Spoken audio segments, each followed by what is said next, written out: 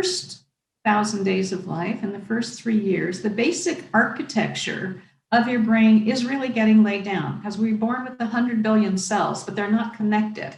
It is experience that connects us. So depending on the experience that we have, those cells will wire up and start to make sense of the world. Is this a safe place? Where do I fit into this? Who am I? Who are you?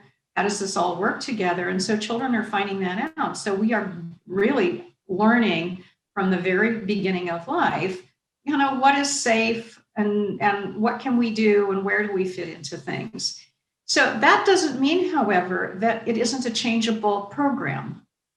The problem is that if things don't change, you reinforce those things over and over and over. And that's what trauma tends to do. You start to anticipate the danger and you read danger even when there isn't danger. So children who've grown up in hostile environments, they see hostility, they're hypervigilant. And I was like, that kind of defensive reactive person. So because I expected things to go that way. And like you said, I was a fighter. I was like, nobody was going to tell me what I could or couldn't do. And I wasn't even overtly, taking people on. It's just like, it just didn't occur to me that I couldn't do.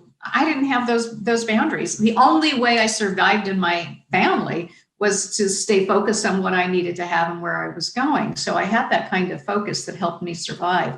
But I certainly had the brain of a insecure, frightened, don't trust people.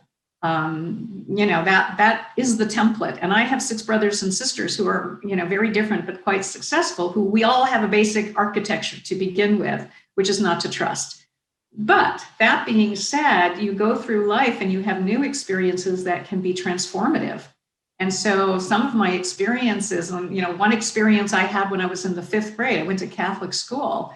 And I was terrified. I was so scared. I never spoke. I never spoke in class. I was a reader like crazy, but I hated to be any attention on me. It was just horrible.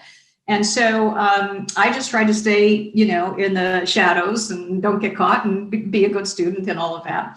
But this nun sort of singled, and I thought she was terrifying because she was very sharp features, and she just frightened me. Anyway, she must have sensed that in me. She gradually took me in and she made me key monitor. I don't know, you're going to be in charge of opening the door after lunch and you get to hold on to the keys. She made me something so special. And this is totally instinctual. And I can't even believe I did this. I attached to her during recess and lunchtime, I would just hold on to her waist. She didn't push me away. Not only that, she showed me what was in her pockets. She showed me what was underneath the little round thing. They had all these pens and things.